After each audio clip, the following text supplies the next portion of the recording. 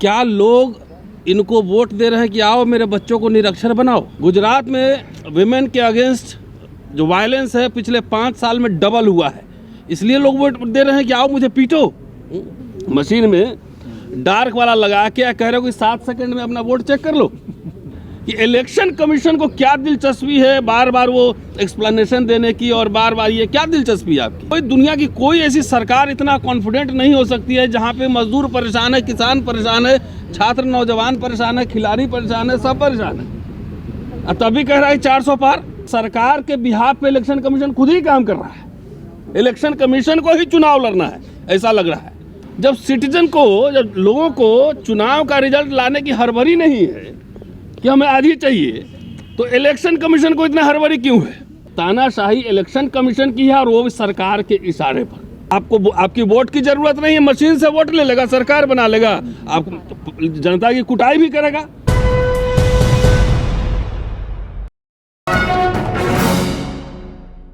कल Indian express का एक रिपोर्ट है और आप जाके देख सकते हैं, survey of education 2023, most rural kids between 14 to 18 cannot do class 3 maths. 25% can't read. 56.7% teens could not do simple division. ये सर्वे है, ये पूरे सरकारी सर्वे ऑफ एजुकेशन 2023। ये विश्व गुरु का दावा हो रहा है और इसकी हालत है। क्या लोग इनको वोट दे रहे हैं कि आओ मेरे बच्चों को निरक्षर बनाओ? इसके लिए वोट दे रहे हैं लोग कि आओ हमारे रोजगार छीन लो, इसके लिए वोट दे रहे हैं। सारे आंकड़े आ रहे हैं। गुजरात में विमेन के अगेंस्ट जो वायलेंस है पिछले 5 साल में डबल हुआ है, इसलिए लोग वोट दे रहे हैं कि आओ मुझे पीटो। सीधा और सीधा ये इसलिए कह रहा हूँ कि ये बात नहीं है कि इलेक्शन कमीशन अपना काम नहीं कर रहा है। इलेक्शन कमीशन खूब अपना काम कर रहा है। जैसे आप ईवीएम डाल के वीडियो डालते हैं, नीचे आ जाता है इलेक्शन कमीशन का नोटिस आ जाता है कि सब कुछ ठीक ठाक है। सब कुछ ठीक ठाक है तो आपको एक्सप्लेनेशन देने की क्या ज़रूरत है? भाई साहब, मैं हिस्ट्री पढ़ाता हूँ, अब हमसे कहो कि ईवीएम हैक करके दिखाओ तो मैं तो नहीं दिखा सकता। जिसकी बंदरी वही नचावे। अगर इलेक्शन कमिश्नर जो हैं, अगर वो हिस्ट्री पढ़े होंगे या मैकेनिकल इंजीनियर नहीं होंगे, मोटर के इंजीनियर नहीं होंगे, और उनको ये कहें कि आप कार का इंजन खोल के उसको फिर से फिट कर दो, कर देंगे? नहीं कर पाएंगे। नहीं कर पाएंगे ना।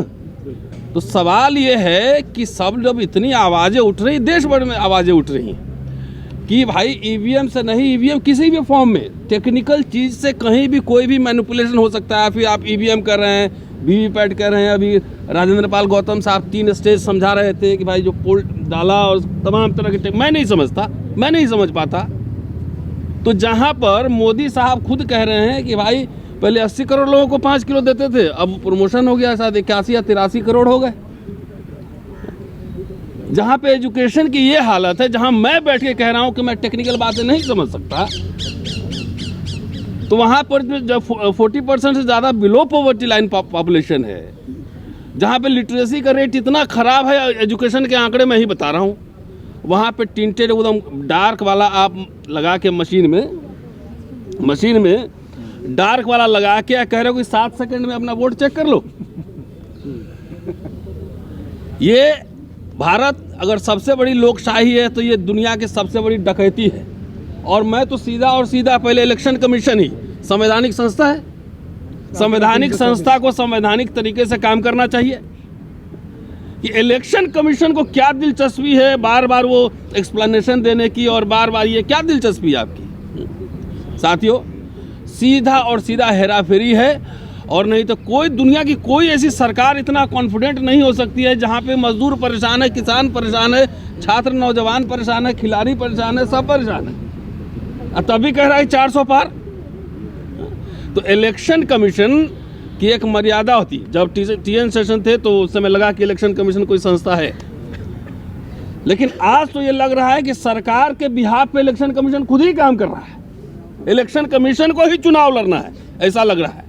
साथियों, किसी भी कीमत पर, और देश में जितने बहुत सारे जगह से फ़ोन हमें सब लोगों को आ रहे हैं। एक एक्शन प्रोग्राम आपका इन्होंने बता ही दिया है कि जितने सारे लोग इसमें आना चाहते हैं, इस मोर्चे से जुड़ें।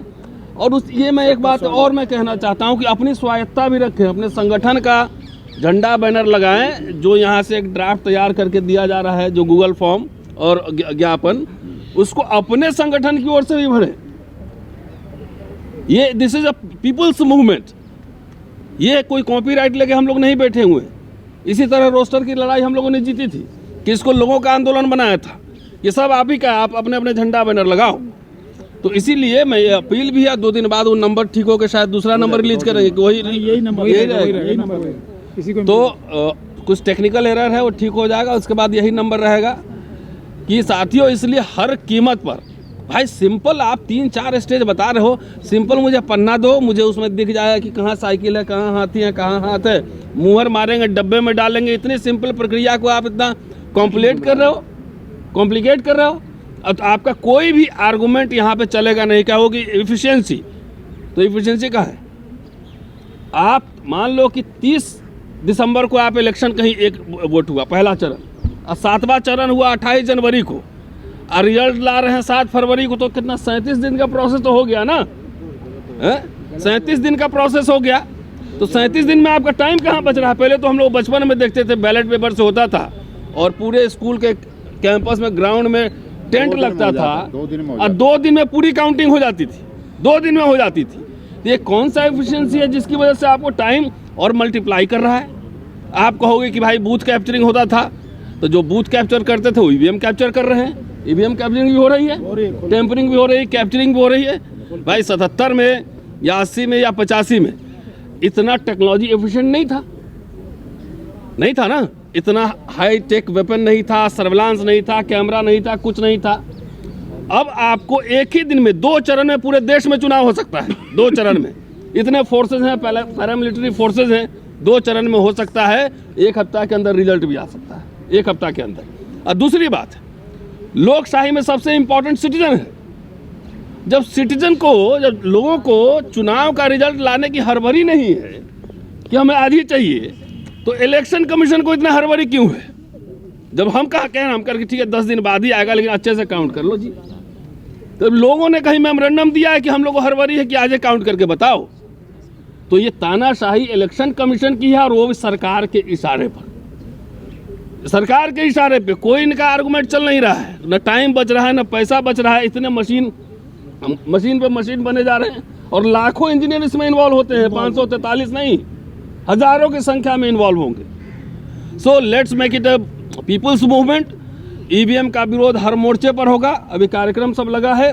इसके अलावा पॉलिटिकल पार्टी से भी हम लोग अनुरोध कर रहे हैं कि वो अपने मैनिफेस्टो में डालें और चुनावी मुद्दा इसको बनाएं। ये जन आंदोलन है, ये आज़ादी के बाद ये दूसरा आज़ादी, ये ईवीएम से आज़ादी का आंदोलन है। नहीं तो डेमोक्रेसी जो है आपका हाईजैक है। आपको आपकी वोट की जरूरत नहीं है, मशीन से वोट ले लेगा, सरकार बना लेगा, आप जनता की कुटाई भी करेगा।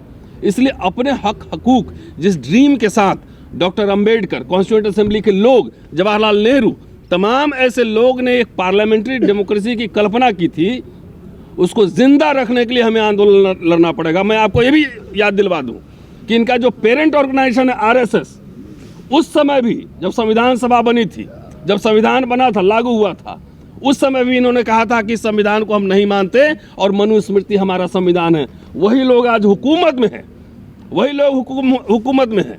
पेगासस कहाँ गया? तो इसलिए दुनिया में जब सारी संस्थाएं तानाशाह हो जाए, पंगु हो जाए, तो बाबा साहब ने कॉन्स्टिट्यूशन का जो है ना शुरुआत जो है ना अल्लाह अकबर से या जय श्री राम से नहीं किया था।